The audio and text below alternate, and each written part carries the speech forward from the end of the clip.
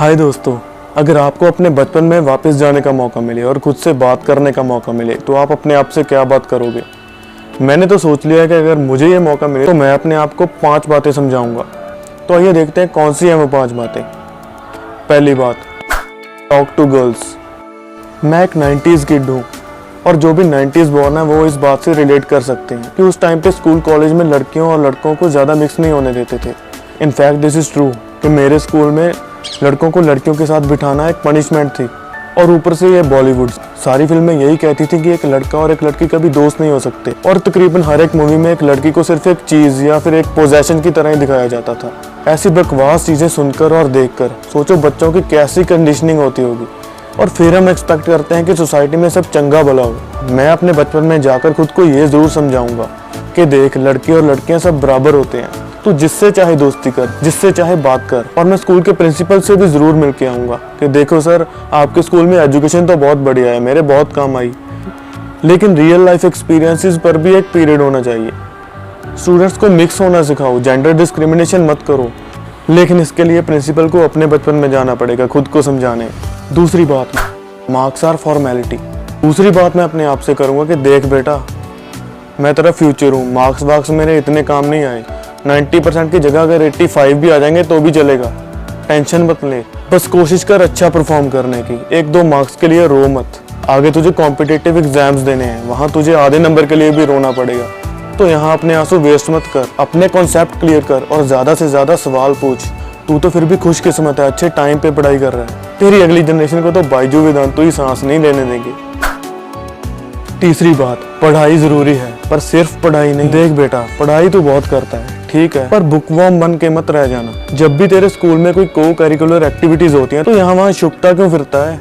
जब भी तुझे स्टेज पे कुछ बोलने को कहते हैं तो तुझे पसीना क्यों आने लगता है। देख, जो कुछ तू आज कर रहा है ना, आगे जाके वैसा ही बनेगा। डरपोक, तुझ में कॉन्फिडेंस ही नहीं रहेगा, दुनिया तेरे भोलेपन का फायदा उठाएगी। तो सिर्फ पढ़ मत, और भी एक्टिविटीज में हिस्सा ले, डांस में पार्टिसिपेट कर, स्टेज पर बोल जब भी मौका मिले, खुद मौका मांग, स्पोर्ट्स में पार्टिसिपेट कर, खुद के लिए नहीं तो जॉब के लिए पार्टिसिपेट कर ले, स्पोर्ट्स का कोटा भी होता है। ऑलराउंडर बन, घोंचू नहीं। चौथी बात, you are not studying for a job. जब भी तेरे दिमाग में ये सवाल आता है कि हम स्कूल क्यों जाते हैं, पढ़ाई क्यों करते हैं, तो यही जवाब मिलता है ना कि पढ़ लिख के कोई अच्छी सी नौकरी मिल जाएगी। हाँ ये सच है, पर आधा अधूरा। सिर्फ इस आस से मत पढ़ के तुझे नौकरी करनी है। पढ़ाई हमारी डेली लाइफ में काम आती है। अनपढ़ लोगों को बेवकूफ़ बनाने में दुनिया टाइम नहीं लेती, तुझे अवेयर बनाती है पढ़ाई। हाँ, पैसे कमाने के लिए भी काम आती है पढ़ाई, पर सिर्फ यही ठान के मत बैठ के तुझे पढ़ लिख के कोई अफसर बनना है। ये सब तू लोगों की बातों में आकर कह रहा है, दुनिया को प्रूव करने के लिए। एक बात याद रख, कोई काम छोटा बड़ा नहीं होता। पढ़ाई तुझे नौकरी के अलावा कोई और काम भी ढंग से करने के लिए हेल्प कर सकती है। हो सकता है तू नौकरी करने के बारे में ही सोचता रह जाए, पर कुछ और करके तू कई लोगों को नौकरी दे सके। तो कुएं का मेंढक मत बन, माइंड को खुला रख। 5वीं और लास्ट बात, हेल्थ इज वेल्थ। तूने ये कोट तो बहुत बार सुना पड़ा होगा, तुम्हारी क्लास में भी लिखा है। ये अल्टीमेट कोट है। सच में असली दौलत हेल्थ ही है, सिर्फ फिजिकल नहीं, मेंटल हेल्थ भी। लोगों की तरह पैसे के लिए रैट रेस में मत लग जाना। पैसे के पीछे भागते भागते कहीं हंसना मत भूल जाना। Never ever forget to laugh. ये मत सोच के किसी एक स्टेप के आगे तुझे हैप्पीनेस पड़ी हुई मिलेगी। अगर तू सोचता है कि कोई ऐसी चीज या मुकाम है कि अगर तुझे वो मिल जाए तो उसके बाद तू हैप्पीली एवर आफ्टर वाली लाइफ जिएगा, तो इस गलत फहमी से बाहर निकल। एक पहाड़ की चोटी पे पहुंचेगा तो तुझे कोई और चोटी दिखने लग जाएगी। पूरी लाइफ ऐसे ही बिता देगा। हैप्पीली जीना है तो आज से ही जी। अपने किसी भी मटेरियलिस्टिक गोल को इतना दिल पे मत ले। अगर मिल गया तो ठीक, नहीं मिला तो कुछ और देख। इस सब में उलझ के मत रह जाना। फैमिली के साथ भी बैठना, अकेले भी बैठना, सोचना कि तू क्या कर रहा है और क्यों कर रहा है। अपनी हॉबीज के लिए भी टाइम निकालना, उससे तेरी मेंटल हेल्थ भी सही रहेगी।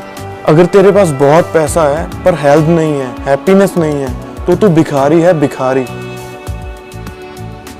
ये पॉसिबल तो नहीं है कि हम पास्ट में जाकर अपने आप को ये सब चीजें समझा पाएं। तो आओ हम अपने आने वाली जनरेशन को ये सब चीज़ें समझाएं। खुद के जैसा मत बनाएं, मटीरियलिस्टिक और बोरिंग। उन्हें समझाएं कि लाइफ को इतना भी सीरियसली मत लें। पैसा ही लाइफ नहीं है। छोटी छोटी चीज़ों में खुशियाँ ढूंढना सिखाएं, खुश रहना सिखाएं। हमारी फैमिली, हमारे फ्रेंड्स और हमारी हेल्थ, बस यही लाइफ है।